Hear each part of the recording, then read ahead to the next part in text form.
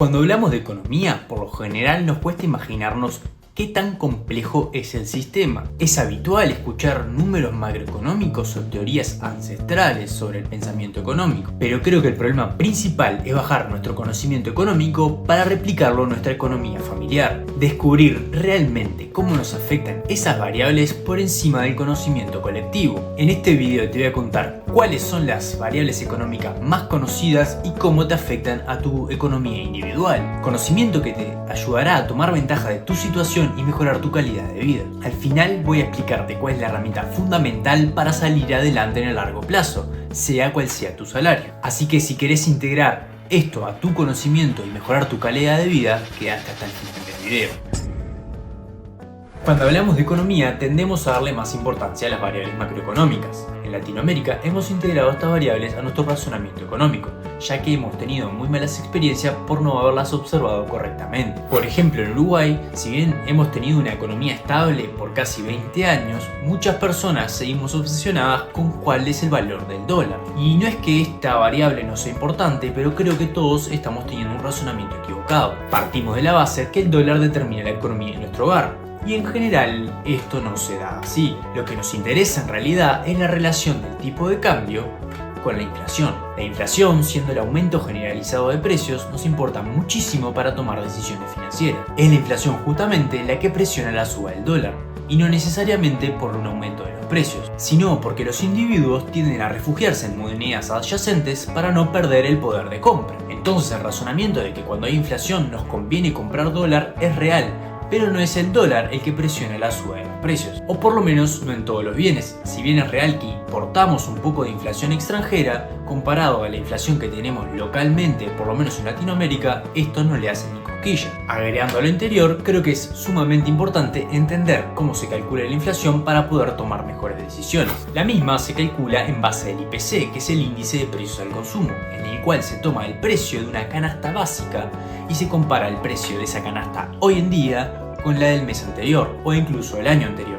Y así, haciendo la proporción que va cambiando ese IPC, es que se calcula la inflación. El problema radica en la actualización de la canasta, y que esa canasta es elegida arbitrariamente, obviamente siguiendo algún tipo de criterio, pero que no representa el consumo de toda la sociedad. Por eso, cada cierto tiempo debemos exigirle a nuestros gobernantes la actualización de la canasta para que la inflación sea mucho más representativa. Veamos un ejemplo extremo de inflación para entender un poco mejor lo que estoy explicando. Veamos, por ejemplo, que Argentina hoy en día tiene casi un 140% de inflación anual. Esto basado en su canasta de bienes elegida. Pero si hacemos el trabajo de comparar el precio de los alimentos durante el año anterior, podemos llegar a que el aumento de precios en los alimentos ha sido de un 470%. ¿Y a qué quiero llegar? Justamente a lo subjetiva que puede llegar a ser la medición de la inflación por parte de algunos gobernantes. Por lo general, en las economías estables, estas diferencias son mínimas, por lo que no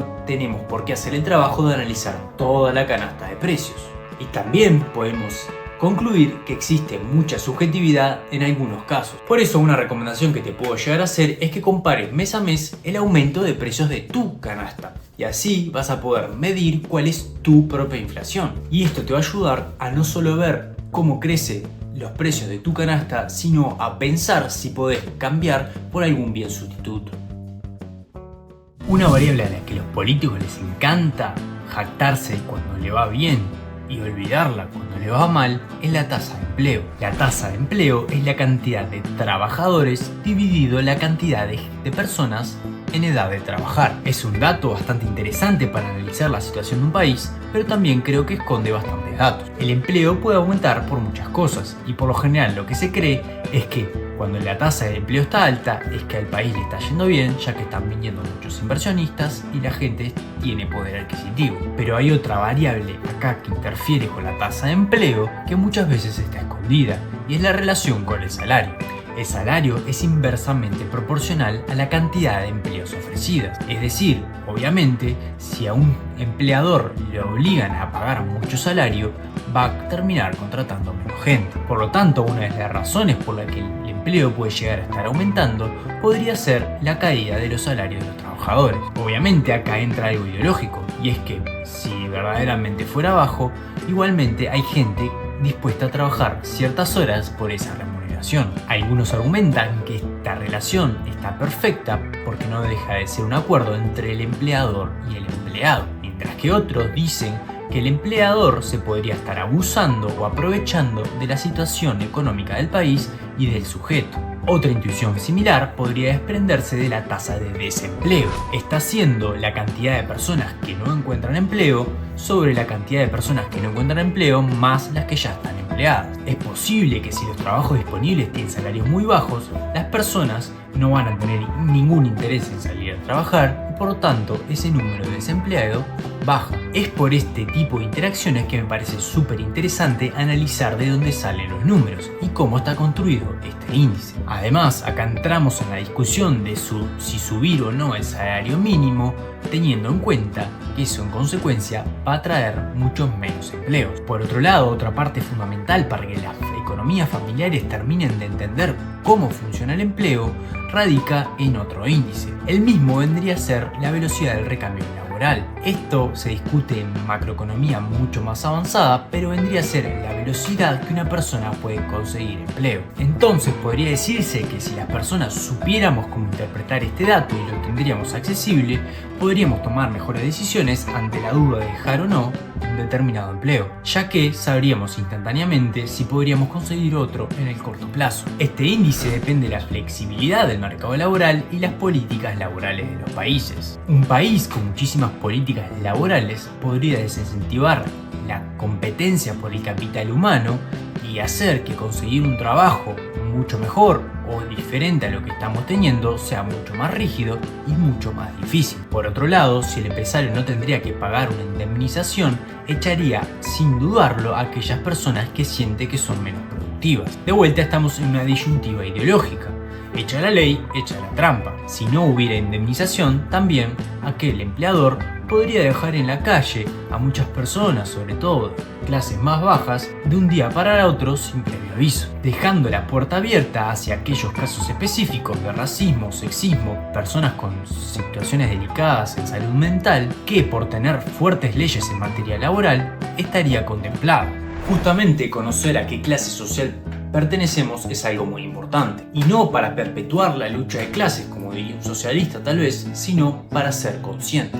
Muchas veces nos prestamos mucha atención a nuestro alrededor porque estamos concentrados en nuestros propios problemas, y por eso es que podemos concluir que existen muchas personas y muchas percepciones de cómo es la realidad de nuestro propio país, lo que me llega a querer explicarles cómo funcionan los quintiles de ingresos y el teorema de la clase media. Primero, los quintiles. Para entenderlos tenemos que hacer el siguiente ejercicio. Si imaginamos una fila que ponemos al principio quién gana menos hasta el final a quién gana más, ahí podemos tener el espectro de ingresos del país. Ahora separamos en 5 partes exactamente iguales, quedándonos los quintiles poblacionales. Este ejercicio se puede hacer con cualquier número, puede llamarse los deciles, que separa un 10 y así sucesivamente. Debido a cómo se comporta la distribución del ingreso en la mayoría del mundo, podemos ver que la diferencia entre el primer quintil más pobre y el cuarto versus la diferencia entre el primero y el quinto es abismal. Obviamente, dependiendo del país, una persona del segundo quintil más rico podría ganar 4 o 5 veces que el cuarto más rico. Pero si analizamos internamente al 20% más rico del mundo de cualquier país, podemos ver que hay gente que gana desde 8 o 9 veces más a gente que gana miles y miles de veces más. Es por eso que muchas veces van a ver hablar del 1% más rico, porque el 80% del capital del mundo se concentra en muy pocas manos. En conclusión, como tenemos mucho capital concentrado en pocas manos, es fácil no considerarse rico, cuando en verdad, si analizamos los datos, si vivimos prácticamente bien y tenemos una casa de aproximadamente $100.000, nos encontramos dentro del 10% más rico de este mundo. Y esto me da pie a explicar el teorema de la clase media, teorema que habla de la percepción global de la población que generalmente se considera que es clase media. Aquellos que son más pobres por orgullo o simplemente por desconocimiento no saben que son en la práctica mucho más pobres de lo que se consideraría ser clase media. En los medios de comunicación, personas de capaz de mucho más poder adquisitivo cuentan sus problemas abiertamente, pero esos oradores tampoco se dan cuenta que son de las clases más pudientes y se presentan a la sociedad como clase media. En conclusión, aquella persona con menos recursos que está escuchando los problemas de la clase media terminan militando problemas que no tienen. Ya que la mayoría de las personas se considera de clase media, terminamos teniendo una agenda pública totalmente distorsionada. Y esta es la razón por la que te invito a conocer en qué parte del espectro social, económico te encontrás para poder tener mayor conocimiento de cuáles son tus verdaderos problemas. Pasando a otro instrumento financiero, me es preciso hablar de los impuestos. Es como un conocimiento que hablemos que los impuestos es lo que nos saca el Estado para poder mantenerse. Los mismos van a financiar el fisco y creo que es muy importante saber que no es la única manera que tiene el Estado para financiarse. Existen otro tipo de instrumentos fiscales, así como también la política monetaria. El trabajo de conocerlos y aprender cómo se calculan nos ahorrarían y nos darían una mucha mejor percepción de los precios y de los salarios. Mucha gente con muchísima educación ignora totalmente cómo se calculan estos impuestos y por lo general los lleva a tomar muy malas decisiones financieras. Por ejemplo, todos esos impuestos que son por franjas traen mucha confusión, llevando a algunos a creer que trabajar una hora más los va a hacer ganar menos dinero. Y esto no es así. Los impuestos por franja justamente funcionan como escalones. A la medida que uno se va pasando de esos escalones es que se les va cobrando sobre el porcentaje que uno se pasó. Un ejemplo fácil, imaginémonos que al ganar $101 nos pasaríamos a la primera franja y nos empezarían a cobrar 10% de nuestro sueldo. Muchos dirían que prefieren quedarse ganando solamente 100. Y el razonamiento sale de que si se pasan a ganar 101, al cobrarles el 10%, los impuestos se quedarían con casi 10 pesos de su salario y por lo tanto percibirían casi $90. Pero esto no es así. Si uno pasa a ganar $101, el impuesto se cobraría solamente por ese dólar que te pasaste de la franja, por lo que estarías percibiendo solamente $0,1 de impuesto y ganando 100,9. Otro impuesto que me parece interesante traer a colación, a diferencia de este impuesto progresivo que acabo de mencionar, es el IVA. El IVA es un impuesto regresivo fijado en casi todos los bienes del mercado. Este impuesto castiga mucho más a aquellos que consumen mayor proporción de su salario. Aquellas personas que ganan menos y no tienen capacidad de ahorro o inversión terminan gastando todo su salario en consumo y por lo tanto mayor porcentaje de su salario se va a pagar el IVA. Y así como este hay muchísimos impuestos más. Te invito a conocer cuáles son los impuestos concretamente que tu gobierno te hace pagar para tener un mejor conocimiento de cómo calcularlos y poder sacarle provecho. Para ir terminando, creo que un índice que aparece siempre y nos habla mucho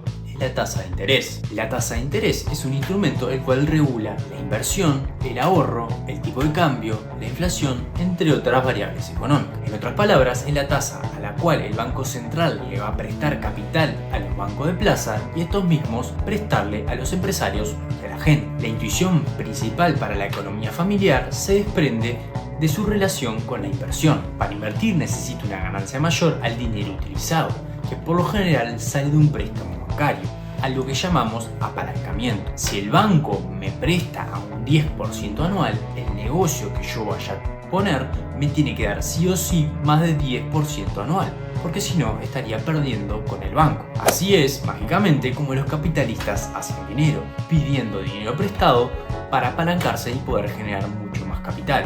Capital que en un principio no era de ellos. Por otro lado, las tasas de interés más altas traen a otro tipo de inversionistas, por lo general menos adversos al riesgo. Esto es debido a que la tasa de interés alta tiene una relación positiva con muchos activos financieros, por ejemplo los bonos, entre otras cosas. Si sube la tasa de interés, los bonos u otro tipo de activos financieros tienen mucho mayor rendimiento. Por lo tanto, como no conviene tomar crédito en vez de tener la plata ahorrada, es mucho más rentable comprar activos financieros. Realmente podría hacer un video de 20 minutos explicando específicamente los distintos casos que puede llegar a interactuar la tasa de interés. Pero el objetivo de este video era que puedas entender por arriba porque es importante saberlo. Así que ahora te voy a comentar cuál es la intuición más importante para mejorar nuestro razonamiento económico.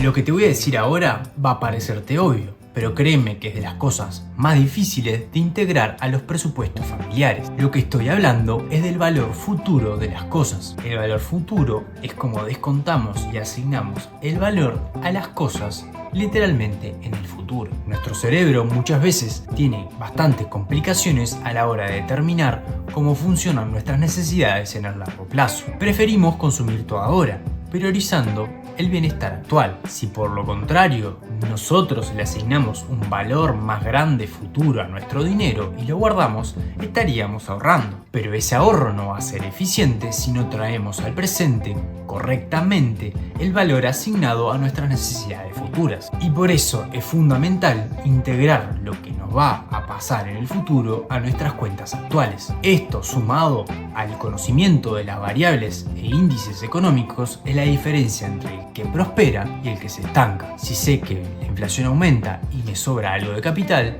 en vez de gastarlo en cualquier otra cosa, a lo mejor puedo comprar una parte de la canasta del mes que viene. Si sé que la tasa de interés es alta, en vez de poner la plata debajo del colchón, a lo mejor puedo comprar un instrumento financiero, tal vez un bono o una letra de regulación monetaria, que sé que me va a dar muchísimo más que tener la plata estancada. Sabiendo que al ahorrar voy a poder comprar algo que me va a poder permitir generar mucho más ingresos, me estoy ayudando a mí mismo a salir del pozo y dejar de estar estancado. Y así sucesivamente con muchísimos más ejemplos. Por eso, mucho más importante que tener la cultura de ahorrar, hay que tener la cultura de planificar. Sin planificación, a la primera tormenta van a volar mis ahorros. Los grandes inversores es lo que se plantean todo el tiempo. ¿En qué puedo gastar ahora que me va a poder generar mucho más rendimiento en el futuro? Obviamente, siempre del lado que está bueno darse lujos y disfrutar un poco de la vida. Y justamente el cálculo del valor futuro va a depender de las preferencias de las personas. Hay personas que prefieren gastárselo todo ahora y vivir tranquilamente, y otras que le dan más prioridad al gasto en el futuro. Ninguna es mejor que otra, pero lo que sí creo que es fundamental es hacer el ejercicio y plantearse bien las cosas. Desde ya, muchísimas gracias por este espacio. Espero que te haya gustado este video donde menciono las principales variables económicas. Nos vemos en el próximo video. Chao.